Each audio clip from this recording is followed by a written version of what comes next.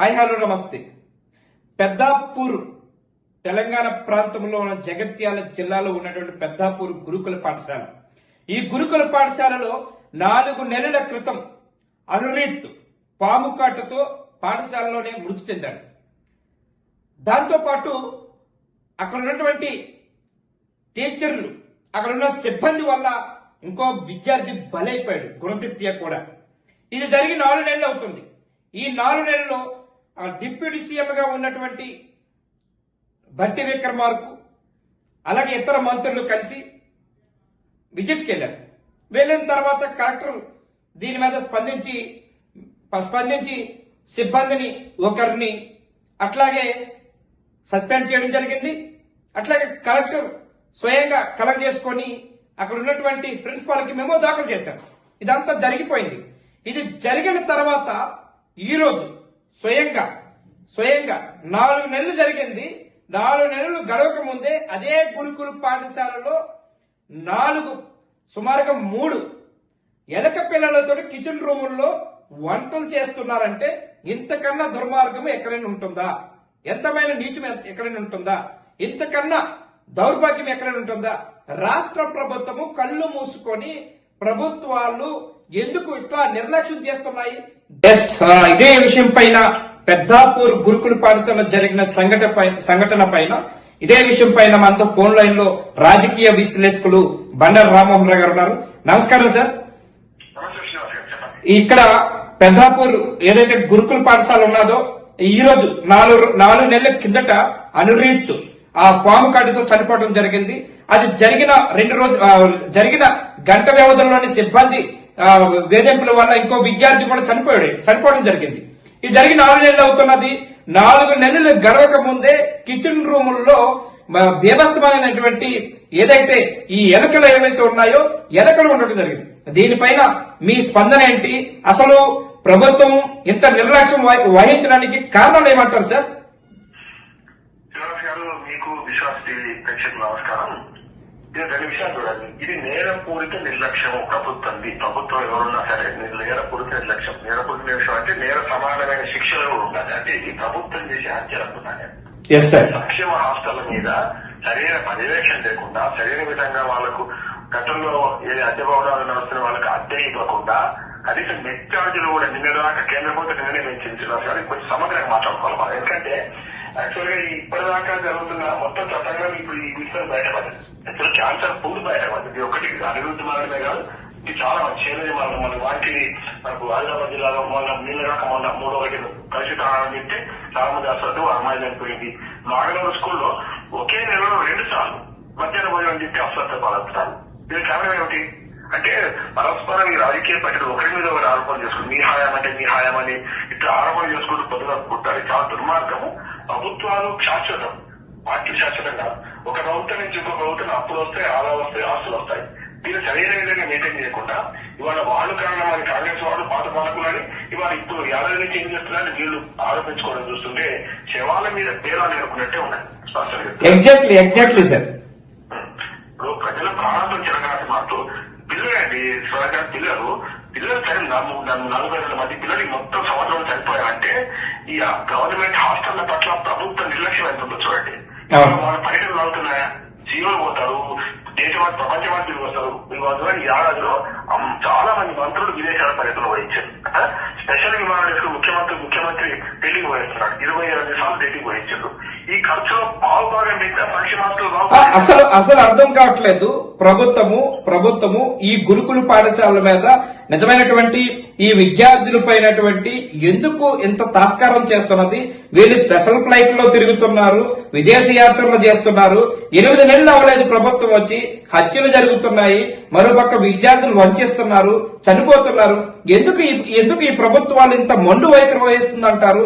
అసలు కాంగ్రెస్ పార్టీ ఈ పుట్టకతో వచ్చినటువంటి బుద్ధ అట్లాంటిదంటారా? మీరేమంటారు సార్ దీన్ని? రాజకీయ ఏమంటుందంటే పరిష్కారం అయిపోవడం. ఏడాది పనులు విజయోత్సవం చేస్తున్నారు. వాళ్ళు ఇచ్చిన హామీల్లో ప్రతి హామీలో 1-2 చిన్నవి చేసుకొచ్చారు. అంతేగా టీఆర్ఎస్ మాట్లాడలేదు కానీ ఆయన ప్రజలు గమనిస్తున్నారు కదా. ఇప్పుడు రుణమాఫీ అనేది దుర్మార్గమే, పరపతిని దెబ్బతీసేది. కొందరు మాత్రమే రుణమాఫీ కనపడవుతారు, అందరికి కాదు కదా. అవును. కొందరు రైతులకు వచ్చే రైతు బంధు అందరికి వచ్చింది, ఎక్కువైంది. ఇప్పుడు మనకు గుట్టలు రాళ్ళు వాటికి ఇచ్చారు కానీ అది కరెక్ట్ కాదంటున్నాను. కానీ ఇవాళ రైతు భరోసా అని చెప్పి ప్రజలు మోసం చేసి అన్ని ఫ్రీ అని చెప్పి చివరికి ఎక్కడికి వచ్చారు ఇవాళ అన్ని ఏమైతే పరిస్థితి వచ్చింది. రైతులకు కౌలు రైతులు 12,000 పోయినాయి, బయలుదేరి 25,000 పోయినాయి. రైతు భరోసా కింద 15,000 ఇస్తారు, అది రెండు సంవత్సరాల నుంచి ఇస్తలేదు, అది పోయింది. ఇట్లా చూసుకుంటే తమ వైఫల్యాలు కప్పిపుచ్చుకోవడానికి ఎదుటి పార్టీ మీద దాడులు చేస్తూ పాపం కట్టుకున్నారు. నిజంగా చెప్పాలంటే మనకి ఈ సబ్జెక్ట్ మీద పరిమితమయ్యాం. ఇవాళ సంక్షేమ హాస్టల్ 2 రకాలు ఉన్నాయి. మనకు ఒకటేమో పాత సంక్షేమ హాస్టల్, గురుకులాలు కూడా 2 ఉన్నాయి.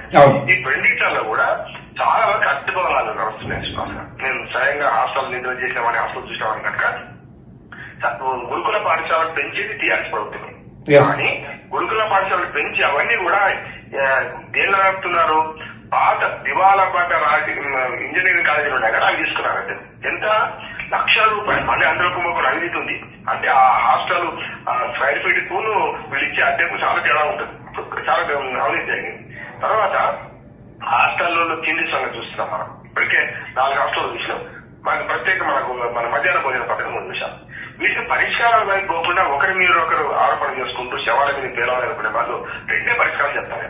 కొంతమంది మధ్యాహ్న భోజన పథకంలో ఒక ఆదర్శవంతమైన విధానం ఉన్నది. ఇప్పుడు ఇస్కాన్, అక్షయ ఫౌండేషన్, నాంది ఫౌండేషన్ ఈ 3 స్వచ్ఛంద సంస్థలు తెలంగాణలో హైదరాబాద్ లో కొన్ని సెంట్రల్ కిచెన్స్ ఏర్పాటు చేసుకుని 1 గంట 2 గంటలలో 5,000 మందికి ఫుడ్ తయారవుతుంది. అది ఆధునికమైన కిచెన్ పెట్టుకున్నారు. వాళ్ళు డైరెక్ట్ గా 100-150 కిలోమీటర్ల 100 కిలోమీటర్లు మినిమం, 150 మాక్సిమం దూరానికి ప్రతి రోజు మధ్యాహ్న భోజనానికి వేడి మధ్యాహ్న భోజనానికి ఒక 50 స్కూళ్ళకు ఒక రూట్ పెట్టుకొని అందిస్తూ మళ్ళీ వెనక్కి తీసుకొచ్చుకుంటున్నారు. అటువంటి అప్పుడు ప్రతి స్కూల్లో మిగతా తెలంగాణ మొత్తం జరుగుతలేదు. మిగతా స్కూళ్లలో ఈ డాక్రా మీరు వార్తలు వడ్డిస్తున్నారు. వాళ్ళ అవమానపత్రం కాదు కానీ వాళ్ళ స్కిల్స్ ఉండవు. వాళ్ళకి ఇచ్చే 6 రూపాయలు 7 రూపాయలు సరిపోవు కదా, వీటిలో వండుతున్నారు. దాంతో ఏమైతే మునిగిపోయిన కులిపోయిన టమాటాలు, మునిగిపోయిన కోడిగుడ్లు వండాల్సి వస్తుంది కదా, ఇవ్వాల్సి వస్తుంది. కనుక దీని బేస్ లైన్ తీసుకోకుండా ఇట్లా చేస్తే సరైంది కాదు. రెండో కూడా చెప్తున్నాను, ఇప్పుడు 5 రూపాయల భోజనం అద్భుతంగా ఉంటుందని నేను కాదు చెప్పింది. జనారెడ్డి గారు ఎప్పుడో 10 ఏళ్ల కింద జనారెడ్డి గారు కాంజీబాబు తెచ్చుకొని చెప్పింది కదా. ఎందుకు అద్భుతంగా ఉంటుంది 5 రూపాయల భోజనం జిహెచ్ఎంసీలో అంటే దానికి 17.50 చెల్లిస్తున్నారు. వాళ్ళు 5 రూపాయల భోజనం అందించి కాంట్రాక్టర్ కు గవర్నమెంట్ ఇచ్చేది అంటే మున్సిపాలిటీ మన corporation Hyderabad municipal corporation GHMC ఉందో అది 17.5 ఇస్తుంది. 17.5 ఇస్తే 5 రూపాయల భోజనం మీరు పెట్టి మిగతా డబ్బులంతా గవర్నమెంట్ పే చేస్తుంది. అటువంటి వేరే భోజనం మంచుకుంటుంది. కానీ ఇప్పుడు మీరు చూడండి గురుకుల పాఠశాలలో కానీ లేకుంటే బెస్ట్ చార్జెస్ చూడండి. నిన్న కేంద్ర ప్రభుత్వం పెంచింది డిసెంబర్ 1 చాలా ఇప్పుడు అమలు కాలే. 1 నుంచి 5వ తరగతి దాకా మొత్తం ఫుడ్ సప్లైలో 60%, ఏదైనా 60% కేంద్ర ప్రభుత్వం, 40% రాష్ట్ర ప్రభుత్వం పెట్టుకుంటుంది. రాష్ట్ర ప్రభుత్వం బియ్యం ఇస్తుంది, మిగతా సరుకులు కానీ కేంద్ర ప్రభుత్వం ఇస్తుంది. దానిలో 5 రూపాయల 40 పైసల చొప్పున ఒక మనిషికి భోజనం పెట్టమంటున్నారు శ్రీనివాస్ గారు. అంటే జిహెచ్ఎంసీలో 5 రూపాయల భోజనం 17.5 చెల్లిస్తావు. వీళ్ళు మెస్ ఛార్జీలు పెంచబట్టి నేను ఎంత పెంచి తెలుసా 5 రూపాయలు 40 నుంచి 6 రూపాయల 19 పైసలు పెంచారు. అర్థం చేసుకోండి. 1 నుంచి 5వ తరగతి దాకా మొత్తం ఫుడ్ సప్లైలో 60%, ఏదైనా 60% కేంద్ర ప్రభుత్వం, 40% రాష్ట్ర ప్రభుత్వం పెట్టుకుంటుంది. రాష్ట్ర ప్రభుత్వం బియ్యం ఇస్తుంది, మిగతా సరుకులు కానీ కేంద్ర ప్రభుత్వం ఇస్తుంది. దానిలో 5 రూపాయల 40 పైసల చొప్పున ఒక మనిషికి భోజనం పెట్టమంటున్నారు శ్రీనివాస్ గారు. అంటే జిహెచ్ఎంసీలో 5 రూపాయల భోజనం 17.5 చెల్లిస్తావు. వీళ్ళు మెస్ ఛార్జీలు పెంచబట్టి నేను ఎంత పెంచి తెలుసా 5 రూపాయల 40 నుంచి 6 రూపాయల 19 పైసలు పెంచారు. అర్థం చేసుకోండి. అంటే 55 పైసలు 75 పైసలు పెంచడానికి 2 ఏళ్లు పట్టింది. 2022లో పెంచితే ఇప్పటి దాకా లేదు. మళ్ళీ అదే పెద్ద తరగతి 5 నుంచి 8 దాకా వాళ్ళు 6 రూపాయల 90 పైసలు ఇస్తారు, 7 రూపాయల 30 పైసలు పెంచారు. అంటే 1 రూపాయి కూడా పెంచలేదు అక్కడ. అంటే కాంట్రాక్టర్లు ఎవరు ధర్మదాతలు కదా శ్రీనివాస్ గారు, కాంట్రాక్టర్లు లాభం కోసం తీసుకున్నారు వాళ్ళు ఏది హాస్టల్లో అయితే. మరి ఈ మెస్ ఛార్జీలు ఎట్లా సరిపోతాయి, జ్ఞానం ఉండాలి కదా ప్రభుత్వాలకు. అంటే ఇంకో దగ్గర కాంట్రాక్ట్ నీతి వేరే జిహెచ్ఎంసీలో 17.5 చేస్తారు అదే భోజనానికి. అంతకంటే అద్వారమైన భోజనం పెట్టుకున్నాం అంటే మంచి భోజనం పెట్టమని చెప్పి 6 రూపాయలు. Sir right. ఇప్పుడు ఈ పెద్దాపూర్ గురుకుల పాఠశాలలో జరిగినటువంటి సంఘటన ఇది పూర్తిగా ప్రభుత్వం వైఫల్యం అంటారా కాదంటారా? పూర్తిగా నేరం పూర్తి నిర్లక్ష్యం, హత్య చేసి పెట్టాలి ప్రభుత్వం మీద అంటున్నాను. ఇప్పుడు పిల్లల ప్రాణాలు పోతున్నాయి శ్రీనివాస్ గారు. పిల్లల ప్రాణాలు బట్టి రాలేదు అంటే సంక్షేమ హాస్టల్ అయితే తెలంగాణలో సాగుతుంది. వాళ్ళకి ఎవరికి పుట్టావు బిడ్డ అంటే ఎక్కించి బయట ఇచ్చిందట చెప్పుకోలేక. తల్లి ఆవేదన చూడండి. నేను చూశాను ఆ పెద్దాపూర్ స్కూల్లో అబ్బాయి చనిపోయిన అభివృద్ధి తల్లి ఏడుస్తూ నాకంటే మా ఇంటికంటే బాగా ఉంటుందని హాస్టల్ పెడితే వాడు చచ్చిపోయిన శవం వచ్చిందిగా ఏడుస్తుంది తల్లి. అవును, అవును, అవును. 42 మంది పరిస్థితి అంటే నిన్నగా కొన్ని చేయలేదు చనిపోయింది అక్కడ మనకు ఆదిలాబాద్ జిల్లా వాకిల్లో. ఇటు పోతే మాగనూరులో ఇప్పటికీ ప్రమాదంలో ఉన్నారు పిల్లలు. అంటే మీరు మీ పిల్లలు కాదా మీకు అంటున్నారు. ఇంకో పాట చెప్తున్నాను, పెద్దలకు ఓట్లు ఉన్నాయి కానీ పిల్లలకు ఓట్లు లేవు గారు, అందుకే మీరు నిర్లక్ష్యం చేస్తున్నారా? ఎస్, ఇది కరెక్ట్ పాయింట్. ఇది కరెక్ట్ పాయింట్. పూర్తిగా ఓటింగ్ లేదు కాబట్టి విద్యార్థులపై నిర్లక్ష్యం చేస్తుందని చెప్పవచ్చు. Thank you very much Rammohan Rao garu. మళ్ళీ మీకు ఫోన్ లైన్ లో మళ్ళీ అందుబాటులోకి వస్తాం. Thank you very much sir.